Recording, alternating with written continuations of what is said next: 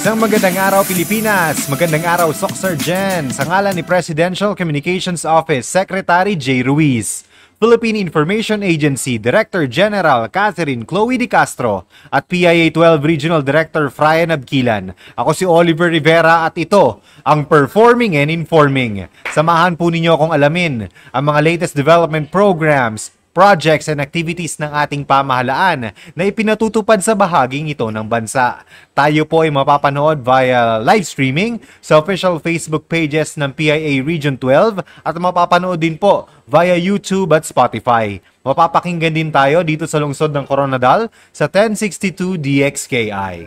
Makakasama po natin sa ating episode ngayong araw si Sir Noel Nacion, ang Senior Communications Analyst ng SSS Mindanao South 2 Division. Sir, good morning. Ang inyong pagbati po sa ating mga manonood. Mabuting araw, Sir Oliver, and mabuting araw po sa inyong lahat, sa kay Direktor. Ano ba tawag niya? Fryan. Fryan, Sir Fryan. Salamat, maraming salamat no, sa makapagbigay uli ang SSS ng impormasyon sa ating mga miyembro at hindi miyembro ng SSS. Talagang suki na natin si Sir Noel. Maraming salamat sir sa pagpapaunlak sa aming imbitasyon. So, ngayon sir, pag-uusapan po natin yung mga benepisyo na maaaring maibigay or ma-avail ng mga SSS members po. Meron pong long-term and short-term benefits. Yes, yes. Sige po. Oo. Na-mention ko to sa mga past guesting natin na yung CSPP, kung maalala mo, nag-mention ako ng mga benepisyo kung anong pwedeng maklaim ng recipient. No? Yes. Ito, sa lahat ng mga members, may short-term at long-term benefits tayo. Yes. Ang short-term benefit natin is itong sickness at saka maternity benefit. Sa long-term benefits naman, ito yung maternity, disability benefit, retirement benefit, and death benefit. No? Ito yung, ang kaibahan nila is, dito sa long-term benefit, pension or lump sum ang pag-usapan natin. Okay, so bulk pension, siya. Pension or lump sum. And also, total number of contribution. Kahit luma na, or may bago man, pwede maka-avail dito. So, short-term benefit naman, araw yung pinag-usapan natin dito. Ano nito is 105 days. Kasi, ang SSS kasi is, always ko sinasabi, paghahanda sa mga panahon na hindi maiwasan na mawala ng income ang isang miyembro.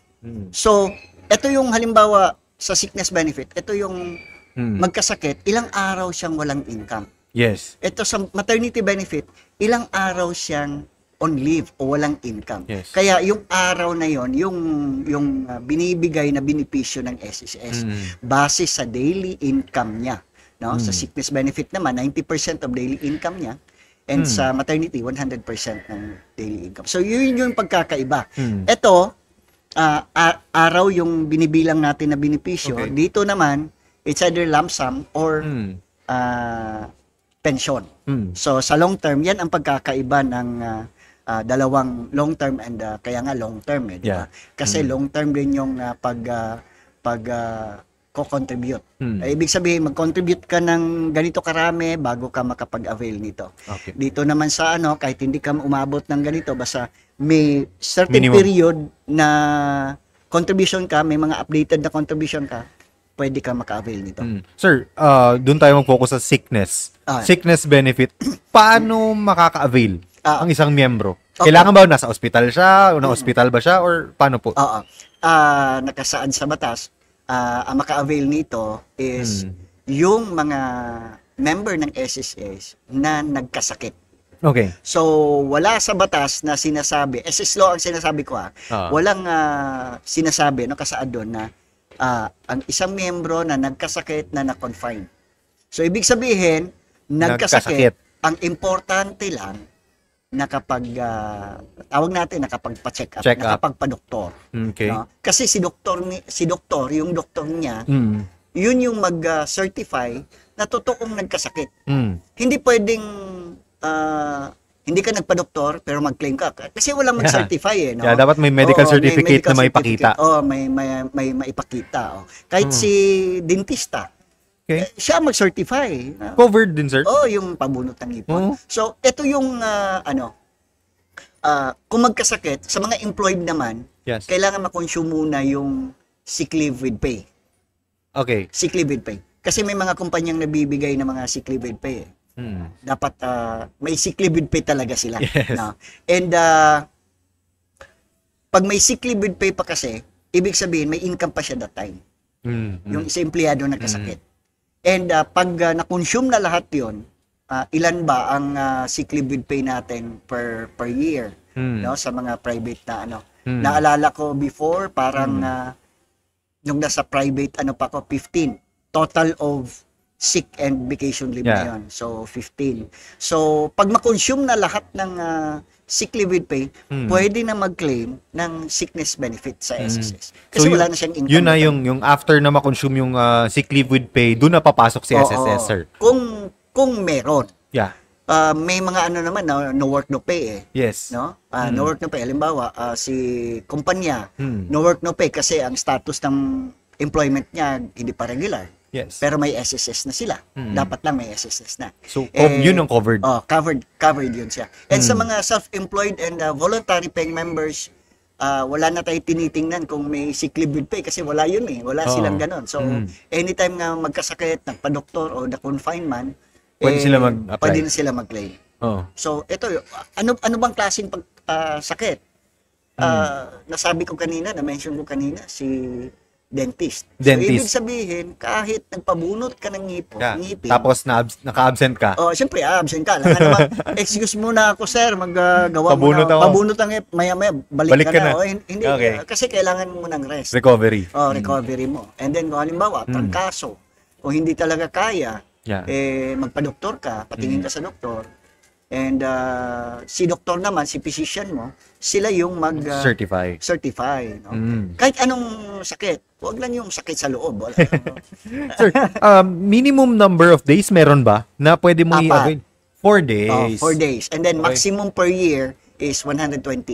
Annual is 120. Total natin, ang lahat ng claim mo, total of 120. Total of 120 days. So, yung amount, sir, magdi-differ siya sa... Ang benepisyo naman na ma-claim ng member, mag-depende yan sa monthly contribution. Okay. So, kung mas mataas ang contribution, mas mataas ang makukuha mo na. Kahit saan ka naman. Mas mataas yung contribution mo o mas malaki ang pera mong dala, mas malaki yung mabibili mo. No? Kaya pupunta ka ng palengke. Bit mo 500. Hanggang sa 500 lang yung mabili mo. Kahit saan ka, no? Dito sa SSS ganun din. Mas mataas ang contribution, mas mataas ang benepisyo. Hindi lang sa sickness, hindi lang sa maternity, kahit sa ano man. Kaya nga isisingit ko na lang. Sige po. Kaya nga importante si employer sakto yung salary credit na nire-remit ng employer.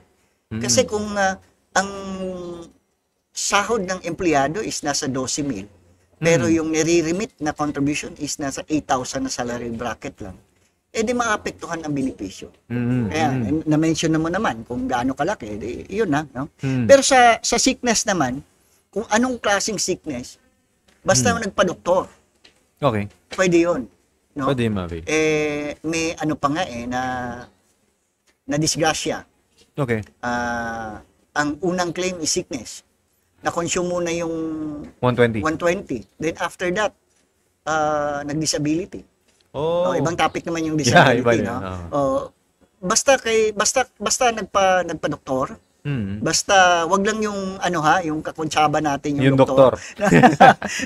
na pipirma lang siya tapos bibigyan. Hindi pwede 'yon, no? Kasi mawawalan ng May tayo, sir, may means tayo to verify yung mga ganun, sir. So hindi basta-basta na medical certificate lang i-present ninyo, may verification ng SSS. Kasi may copy ang pagkakaalam ko may copy si doktora dun sa alam ko lang si Doktora Gonzaga.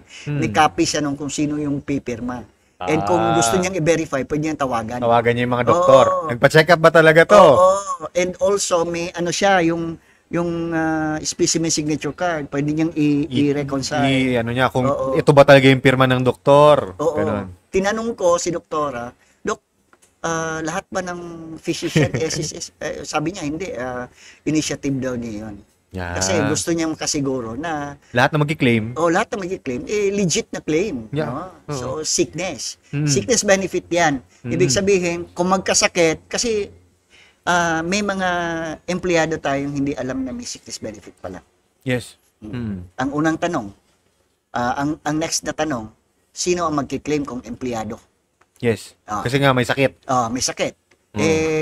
Si employer. ang Sino pwede obligado. mag-process? Si employer.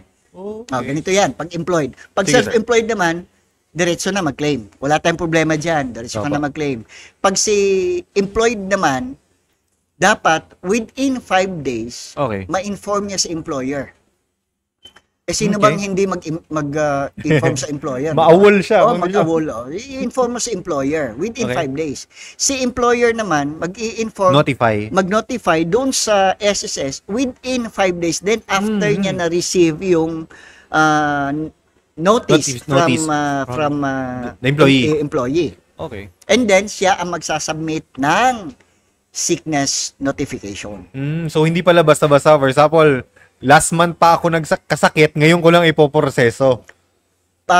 Pwedeng ganon basta na-confine. Okay. Pwedeng ganon pa. Okay. Pwedeng isahin mo na lang. Mm, Pero mas maganda talaga kung nakapag-notify. Kasi madelay Kasi kung as per experience ko, pag na-delay ka sa sickness notification, madidelay din yung reimbursement mo. Ngayon, pag na-approve na yung sickness notification, and alam na kung ilang araw yung na-approve. Okay. Halimbawa, trangkaso, 4 na araw yan minimum. Saka pa mag-apply ng reimbursement, sickness reimbursement. Sino? Si employer. Okay. Si employer pa rin. Bakit si employer uli? Kasi i-advance dapat ni employer yung benepisyo sa empleyado. So si employer yung Magbibigay muna. Tawag na natin dyan, sickness reimbursement. Okay. Kasi i-reimburse ng SSS kung magkano yung binigay o in advance ni employer dun sa empleyado niya nagkasakit. Mas madali yung ganung process, sir, kaysa Yes. kung diretso mo pa kay employee, Oo. ibang bank account pa, Oo. ang dami pang proseso. Oo. Pero kung sa employer, mas madali na lang. And Oo. then mas madali din marireceive ni employee. Oo.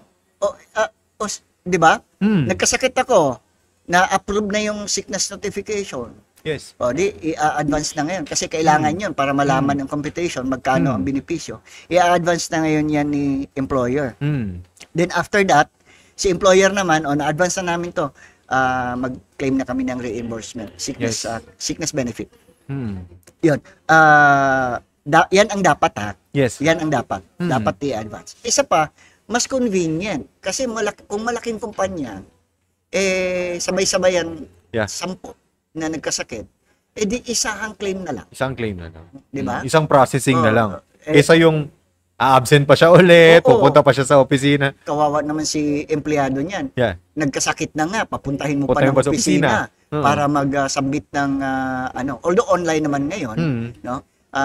Ang nakaganda ng online kasi, kahit si employer representative ng SSS, kahit nasa opisina lang, hindi na kailangan pumunta. Yeah. Opisina. Sir, dun naman sa maternity benefit. Oo. Ang daming nagtatanong nito. Okay.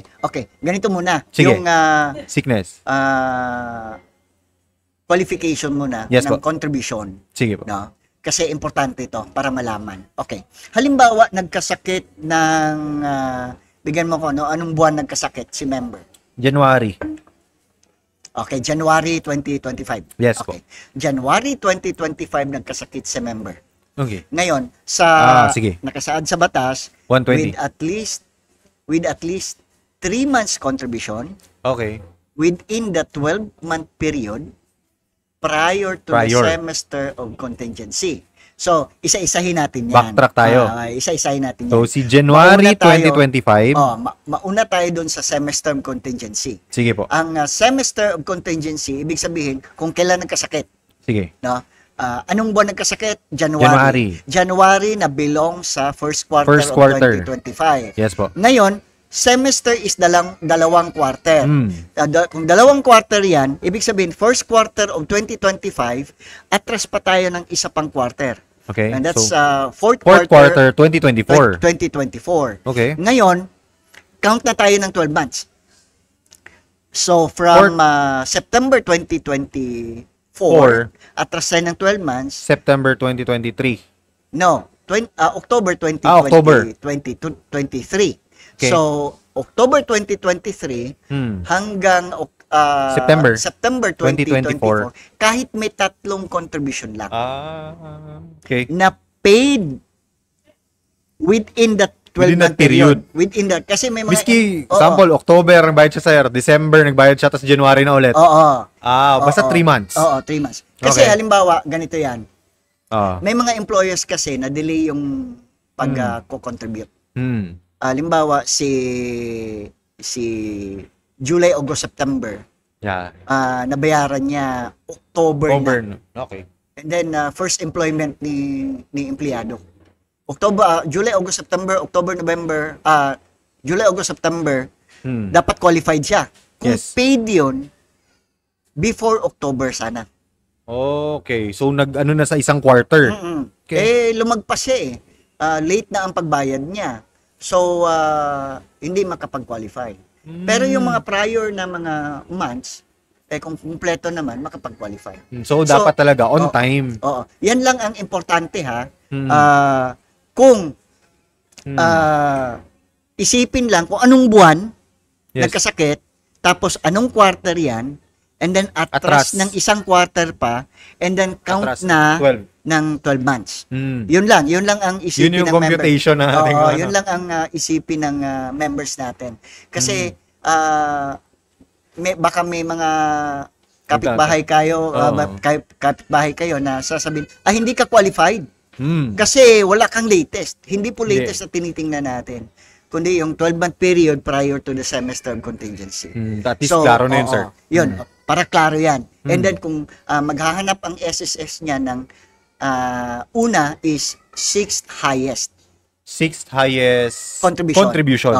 Okay. Pero kung walang 6th highest, kung 3 lang, qualified na. Okay. Kung 2 lang ang contribution, hindi makapag-qualify. So, doon siya magbabase, sir, sa amount na kukunin. Sa highest contribution. Kasi kung ano naman, ito nga nakaganda ng SSS kung ano ang pinakamataas na benepisyo na pwedeng ma-claim, yun ang ibibigay sa'yo. Yun ang bibigay. So, hindi doon sa minimum na doon tayo sa maximum. Halimbawa, 2023, ang sahod is 10,000.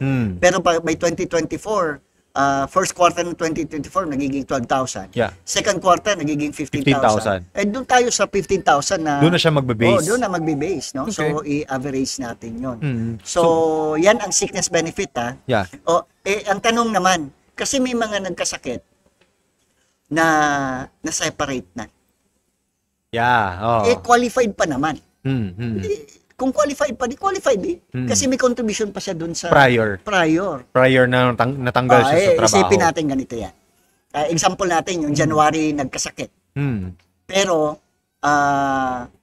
na ano siya na-separate siya sa employment. April ng 2024. Pero may contribution siya March 2024 paatras hanggang October 2023. Yes. Di may pasok pa siya, di ba? Kahit wala na siyang contribution July 2024 up to the present, nagkasakit, pwede pa. Yan ang nakagandahan ng, ito nakikita ko, kasi nagkasakit ka, luma na yung contribution mo, 12-month period, pasok ka pa. Natanggal ka pa. Natanggal ka sa trabaho, pwede ka pang mag-apply ng sickness benefit. So, ang ano lang talaga, sir, advantage is dapat yung payment on time, tuloy-tuloy, para hindi na magkagulo sa computation and everything. Ganyan. So, mapunta tayo sa isa pa. Maternity. Kasi maternity. Ito, sir, maternity. Marami nagtatanong nito sa amin. Ito unahan ko na lang kayo. Sige po. Pag buntis na, sa kanyo pa naalala si SSS, yun. possible na hindi na makapag-claim. Malaki ang chance na yun. Kasi buntis na Kasi ang titingnan natin, yun uli, yung ganun ulit, sir. 3 months, with at least 3 months Atras. contribution, Okay. within the 12-month period. Ngayon, kung mag-uumpisa ka pa lang, manganganak ka na after 7, 8 months or 6 months, Yeah. hindi naman. Kasi kailangan paid siya within that 12-month period. So, baka hindi na magiging qualify. So, ma-DQ na siya dun sa... ano na siya. Okay. Maternity benefit. Sige, sir. Kasi, yun yung, inuna ko yun. Kasi, yun ang karamihan Naalala ng SSS pag buntis na. Maalala. May mga kilala din ako ganun, sir. Ha? May mga kilala ako ganun. Muna kayo. May kilala kang ganun? May kilala akong ganun, sir. Okay, what is maternity benefit? Ito yung binibigay na assistance ng SSS. Sabi ko nga, pag nawala ng income ang isang member. Ito yung binibigay na assistance sa members natin na nabuntis. Bakit nabuntis ang sabi ko? Kasi pag nabuntis yan, lalabas yan. It's either miscarriage or ma-deliver. Yeah. So, ito yung binibigay ng SSS na assistance doon sa mga babae na member ng SSS na nabuntis. So, next tanong. Paano kung single? Yes. May ano ka ba? Single ako. Ay, hindi ka qualified kasi single ka. Dapat married. Pwede. Pwede yung kahit hindi kasado, kahit single or di kaya nag-cohabitate lang, nag-live-in lang. Live-in. Basta kasi ang sabi sa batas kasi, ang babaeng member ng SSS, yung member sinasabi ko, yung may latest na contribution, na nabuntis. Walang sinabi na ang member na married, na nabuntis, walang gano'n. Basta nabuntis. Basta nabuntis, no? Okay. Pwede makapag-claim. Ang tanong, ilang claims? Yes, sir. Ilan? Hanggang ilang claims? Hanggang ilang anak? Hanggang ilang pagbubuntis? Pagbubuntis pala. Sige. Unlimited. Unlimited na tayo, no? And then, dati ba, sir, may ano? Hanggang 4. Okay. Hanggang 4 lang tayo before. So, kasama na doon ang miscarriage, kasama na doon ang complete delivery, basta lahat ng 4 na pagbubuntis lang. Okay. Ngayon, sir, wala na tayong limit. Unlimited na. Kailan to nag-effect, sir? Pre-pandemic. Nagiging, sumabay to nung nagiging batas yung ang maternity leave is 105 na. So, nagiging 105 na, tumaas na from 78 days, nagiging 105 na.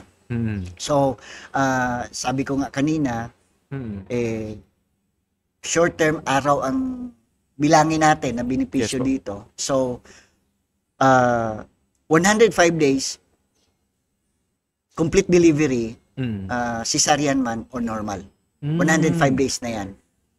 Pag miscarriage, 60 days pa rin. 60 days. 60 days. Dati, 60 days pag normal, 78 days kung cesarean. Ngayon, 105 days na. And then sa miscarriage, 60 days lang. No? The contribution na titingnan, same lang ng sickness benefit. Gusto Ganun pa rin, sir. Yung highest amount, highest na contribution. highest contribution, yun dun pa rin magbe-base. Mamaya, bago tayo matapos, i-share ko kung yung data, kung gaano karami. Kung ilan. Sir, example natin ng computation dito sa example natin. Sige. Okay. Okay. Halimbawa, magkano ba ang minimum dito? Minimum lang tayo. Minimum contribution. Sa Coronadal.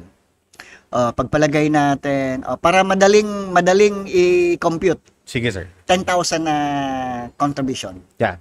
10,000 na contribution, that is 1.5 per month. 1.5 per Pero month. 10,000 na salary credit. So, 10,000 na salary credit. Pagpalagay natin, 10,000 na salary credit, may 6. Yes. May 6. So, that it would be times 6. Times 6. And then, 60,000. Yeah. 60,000, i-divide natin ng constant ito na 180 days. 180 days is 6 months. Yeah. I-divide natin ng 180 days. The result is 333.33. Okay. Now, kung miscarriage, i-multiply natin yan ng 60. Times 60. That is 20,000. 20,000. So, kung Delivery. complete delivery, i-multiply natin yan ng 105 days. That is 35,000. So, yun yung maklaim. Oo. So, ganito, may example tayo. Halimbawa, ang na-qualify na salary credit is may tatlong 10,000. Tapos, times 3 natin yan. Tapos may tatlong 15,000. So, plus 45,000. So, that's 75,000 ang total. I-divide natin ng 180. Teka. Wag ganon. Okay, wag mo nang ganon. And then, i-divide natin ng 180. Teka, 75,000. I-divide natin ng 180. 416.66. Yeah. So, i-multiply Times natin na yan ng 105 days. So, 43,750 kung normal delivery. I mean, kung complete delivery. Kung ano naman, miscarriage naman, that is 25,000. So, sir, magmamatter po ba, for example, yung buntis is employed and then meron din siyang, yung asawa niya employed din. Yung contribution ng asawa niya, magmamatter po ba? Hindi. Titingnan is ang contribution ng member lang.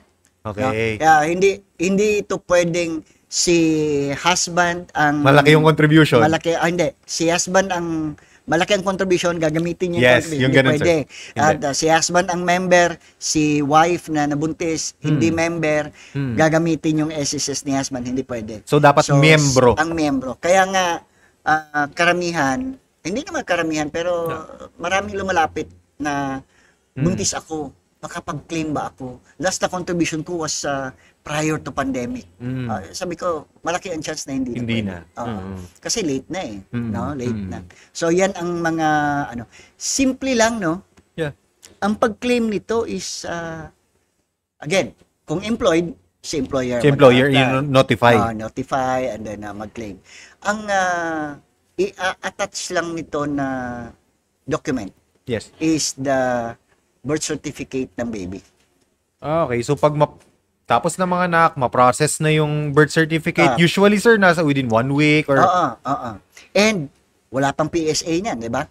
Yung LCR copy pa. Yung LCR copy, ipa-certify true copy. Doon sa LCR? Doon sa LCR. Okay. So, para iwas peke tayo, kasi para may may dry seal, may stamp ng LCR na totoong nanganak to. Yes. Isa pa, kung may erasure man, totoong kami ang nag-erase niyan, kami ang nag-correct niyan. Kasi meron si I ay mali. Pinalitan ng ang E, pinalitan ng I, tapos may initial. May initial. O di kaya ano ba tawag yun? Snowflake o tawag yun? Tapos may initial. Whiteout tapos may initial. So dapat ma-certify yan ng LCR. Kahit naman walang erasure, kailangan pa rin na ma-certify. Kasi doon natin makikita kung totoo talaga. Sir, doon sa notification tayo. Sabi mo kanina is si employer. Paano kung self-employed? Paano yung process? Si buntis ba mismo pupunta sa... Hindi na, online na. Online. Yeah. No? Wala namang document na i-attach yun eh. Okay. Ano lang, sir? Mag-ano lang, pang ilan na baby yan, kailan mo expected na manganganak. So before ka pa manganak, dapat i-notify mo na si SSS. Yes. Okay. Sa 9 months na yan, kailan ba siya? Schedule. Siyempre, ang OB magsasabi naman, ito ang due date mo.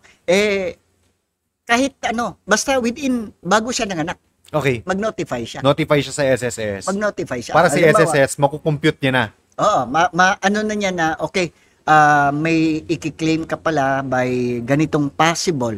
Kasi naman, pag sinabi ng OB na, halimbawa, manganganak ng April ng 30, possible naman yan na may delay na 1 week. Si Mrs. ko nga, usually, advance Sa panganay namin, advance yun ng 2 weeks.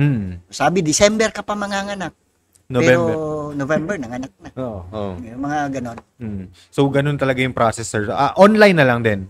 Dapat may notification muna kay SSS para ma-process yung claims kung magkano. And then after that, isasubmit yung birth certificate from the LCR and then si SSS na paano yung, sir? Disbursement nito, paano? Ganito, online pa rin. Okay. Mapunta tayo sa self-employed o voluntary paying member.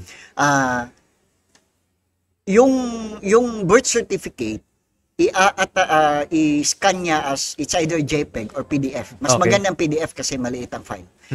I-scan niya as PDF. Basta kumpleto ha, walang putol. Then magki-claim siya. Sasabihin doon, i-attach mo ang ang birth certificate ng iyong baby. Okay. I-attach mo lang, ano bang tawag diyan? I-add mo lang, i-attach mo. Attach mo. Then after that, next mo or proceed mo, and then yun na yun. Ganun lang kasimple, no?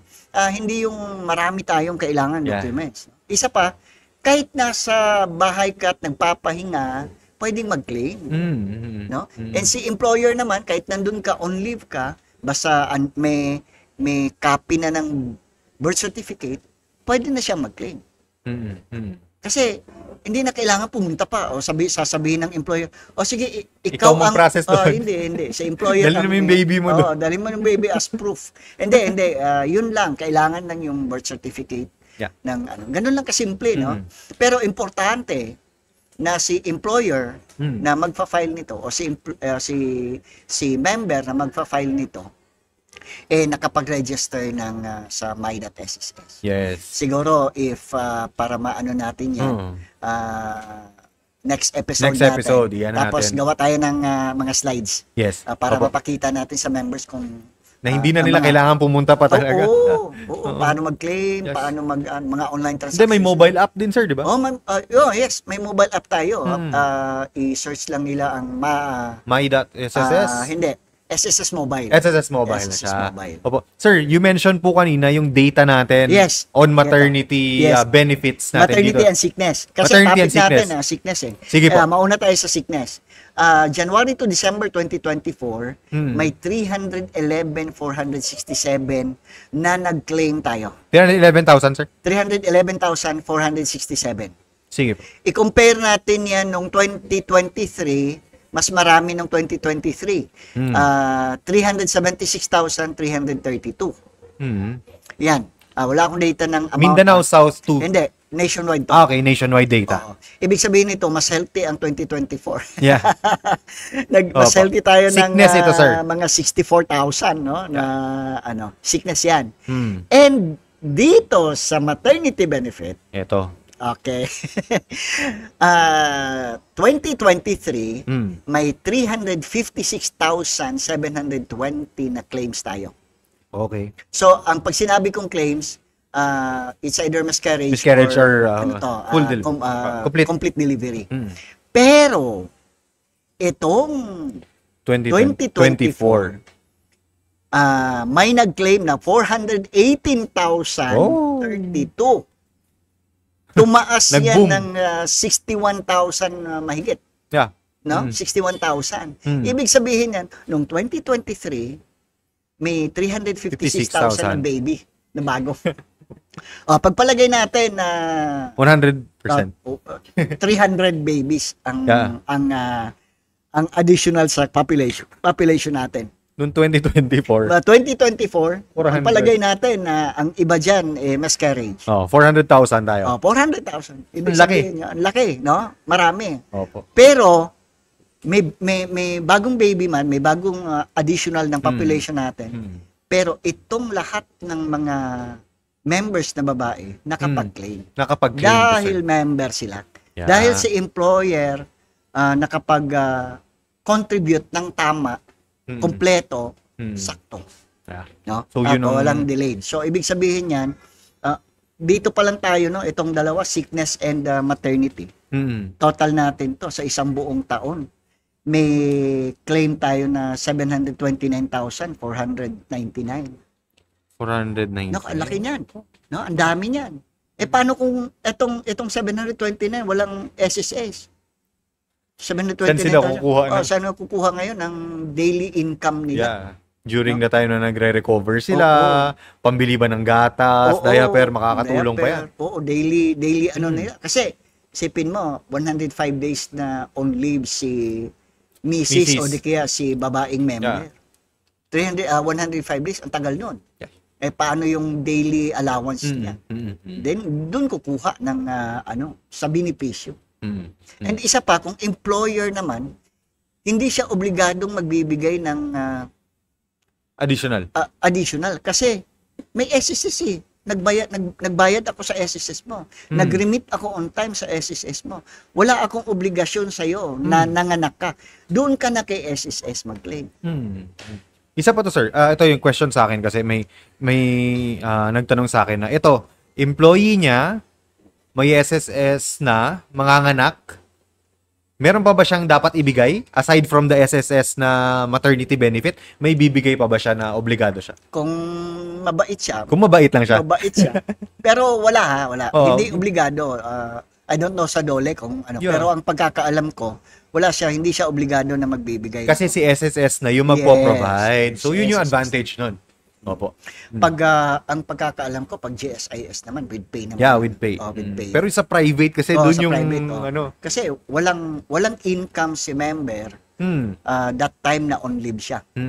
No? Wala siyang income that time. Si SSS ang bibigay ng income doon sa member. Paano ngayon kung natin kasi may relate na ko sa Sige po. non-compliant na mga employees. Paano Yan. kung si employer naman ngayon delayed ng paghuhulog ng remittance? Oo. Paano yung benepisyo ng, Yeah. 'di ba? Sige. Yan lang, Sir, yan lang. medyo nauubusan na po tayo ng oras. Before we end, sir, panawagan po ninyo sa ating mga manonood po. Oo. Unang-una, magpapasalamat ako sa Coronadal branch. Kaya sa branch head ng Coronadal branch na si Ma'am Rita Felimbaga sa pag-allow sa atin dito sa opisina ng Coronadal branch. Next is, napag-usapan natin ang sickness tsaka maternity benefit. Dalawa lang to sa benepisyong maklaim as a member. So, yun nga ang sabi ko, always kong sinasabi, ang SSS is paghahanda. Kung ang pinaghahandaan natin is ang pagretiro, kasi alam natin magre-retiro tayo, kahit yun lang muna ang paghandaan natin, kasama na to sa pinaghahandaan natin. So, para bang kung magtatanim tayo ng prutas, ang tinitingnan natin is yung bunga, pero ang nagbibigay pa to ng lilim. 'Di ba? So, maraming pwedeng ibigay kung basta magtanim tayo, mag-contribute tayo sa SSS. Yung nakapag-hinto, na-stop, ipagpatuloy nyo. This is an encouragement. And also, yung mga employers dyan, mag-comply tayo kasi benepisyo ng mga empleyado yan. At maraming salamat PIA sa programa mong Performing and Informing. Thank you very much sa ating guest, si Sir Noel Nacion. Palakpakan po natin. Ang Senior Communications Analyst mula sa SSS Mindanao South 2 Division. Sa ngalan ni Presidential Communications Office Secretary J. Ruiz, Philippine Information Agency Director General Catherine Chloe De Castro at PIA 12 Regional Director Frian Abquilan. Ako po si Oliver Rivera. Maraming salamat sa inyong pagsubaybay sa ating programang Performing and Informing. Thank you.